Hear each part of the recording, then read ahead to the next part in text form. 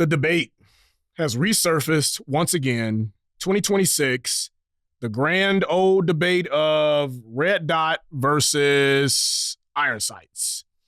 Now, in this video, I'm not going to tell you which is right or which is better. And honestly, like, to be completely transparent, I don't understand why this debate keeps resurfacing. In my mind, it's pretty simple. If you are shooting a pistol at distance, red dot's better. If you are shooting in a competition, red dot's better.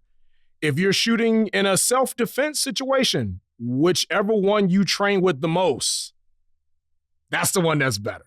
All right.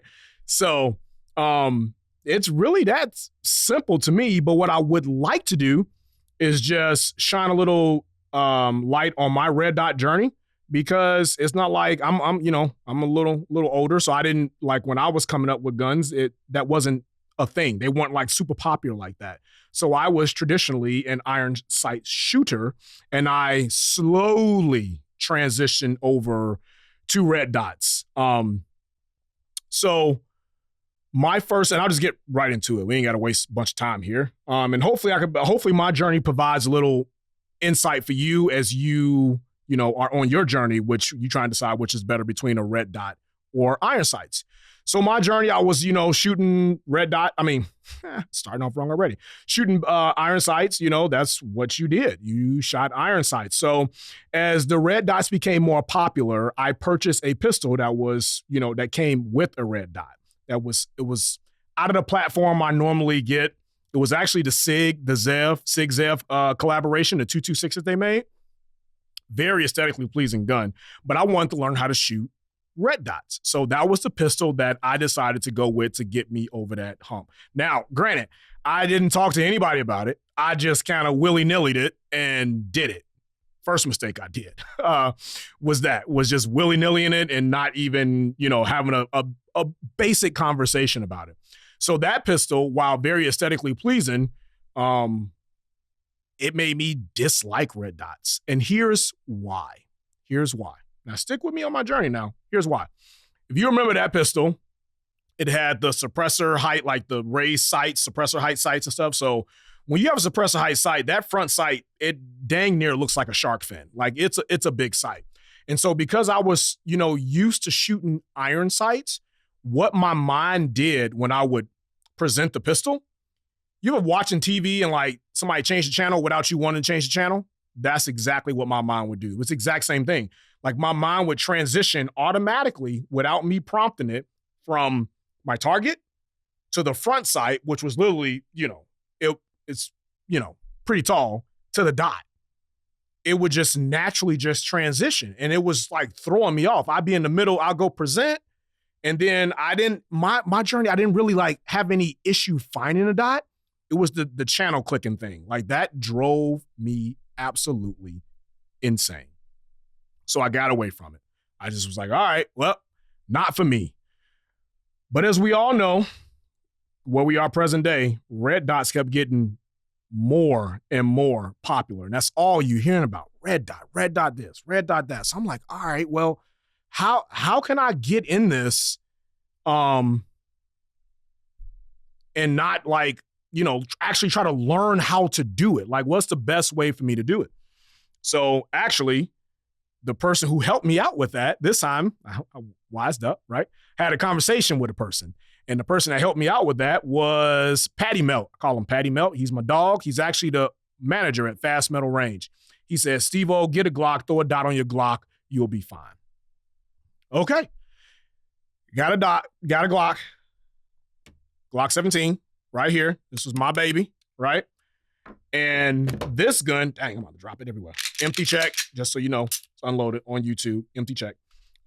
This gun, the MOS system, let's get right into it. The MOS system on the Glock was arguably one of the worst optic mounting systems ever done. Like, thank goodness they have transitioned away from the MOS system, because it was absolute dog water. However, it will always have a sentimental place in my heart because it helped me transition to red dots. And it was not just that system by itself, it was a combination, because you see this optic on top. These are the greatest optics that will never get the respect they deserve. These are the Holosun SCS series, which stands for Solar Charging Sight. And they made it for the MOS, the M&P, the P10F, Walthers, a lot of Striker Fire platforms, VP9s. A lot of Striker Fire platforms had these optics on them. And you may didn't realize they were the same optic, but they were. They just were designed specifically for each footprint, like directly to go on that. So this SCS MOS was made for the Glock. There was a SCS M&P made for the Smith & Wesson M&P. There was a SCS VP9 made for the H&K VP9. This dot helped change everything for me. And the reason why is because as we demanded more, as we do, right? As we demanded more out of manufacturers, people who's doing these red dots, who's manufacturing the slides, we wanted dots to become deeper. We wanted better cuts because we were so obsessed with what? Co-witnessing. And co-witnessing with raised sights, honestly, it kind of sucks to me. It's just too much going on. Way too much going on. But this one was the first dot that I began to shoot and that co-witnessed with the normal sights. Now, it looks weird because you got this full-size duty pistol with this little bitty optic on top with this small window. However, because it was designed to co-witness with the normal sights, when I presented the gun, as long as the dot was zeroed in, it was there. It was no big deal. So I didn't have this channel clicking thing in my mind. And spending an immense amount of time with this gun, with this dot, with this system, honestly, it changed it for me. Like, I learned to appreciate red dots because of this. As red dots just continue to evolve, and it was a lot to do with consumers. Honestly, the demand just to get better and better. We want it better. We want it better. It led to this, and this was a big part of me learning to appreciate red dots. Now, I'm gonna drop you a little side info that red dot has done for me that really, at least I haven't heard anyone really talk about, is once I became good with my red dot, it also helped me with my iron sight shooting. Now, I was, like, I have kids, teaching my daughters to shoot. I was always under the impression, until I really sat back and analyzed this, I was always under the impression that, well, I'm gonna teach my kids to shoot with irons first, and then we'll go to a dot. But now, I kind of disagree with myself on that. I would rather have them shoot with a dot first and then transition back to irons. Here's why. Because as I spent the time with a dot, what the dot did was it showed me every single error that I was making. Because that dot, it moves. It just moves. It shows you every single mistake you're making. If you're yanking the trigger, if you're, whatever you're doing, if your grip is too tight, if your grip is too loose, it just gave me information and feedback that iron sights just didn't give me. And then it also helped me remain target focused as opposed to dot focus. Like, that's always, I ain't gonna say always, not for all people, but until you learn how to shoot, like, staying target focused. I know people hear that a lot. That's where your eye should be. It should not be on your front sight. It should be on your target. Red dot helped me. Oh man, it's like the amount of little things that I was doing wrong that I did not realize, this red dots revealed it for me. So now in turn, when I shoot, my eyes are like wide open. Both eyes wide open, iron sights or red dot, it doesn't matter. So it's just one of those things where, once again, you guys heard me say this quite a bit, in firearms, it's preference, man. And that's my journey. That's how it worked out for me. Now, some people, they love the suppressor height sights with a dot and all of that, and they rock with it. But for me and my journey, it was too much. I needed simplified. I needed dummy down. I needed the optic cut to get deeper. And that has a lot to do with a lot of people who were just demanding that. Like, hey, we want this thing deeper. We don't want it sitting up so high. So I am the benefactor of people complaining and expecting more out of manufacturers. So I appreciate you guys. But that is my red dot journey. And speaking of red dot journeys, when I meet new people that I don't know of, and one of my gun privileges is being friends with Dave Blythe, who is the owner of Copper Custom, and his his gun roots run pretty deep. Like his connections run pretty deep in the gun world. He doesn't boast about it or nothing like that. He just has a couple of connections. And July 28th, I believe it is, Hunter. Is it July 28th? There's this gentleman named Tom Alibrando. Now, the first time I saw him, I'm a sports guy. So I look at people and I'm like, all right, I'll cross this dude up. Or like, all right, well, I'll burn him on a deep route. Ain't no way of keeping up with me. And that may be true when you first look at Tom. But when it comes to firearms, he is your favorite trainer's favorite trainer.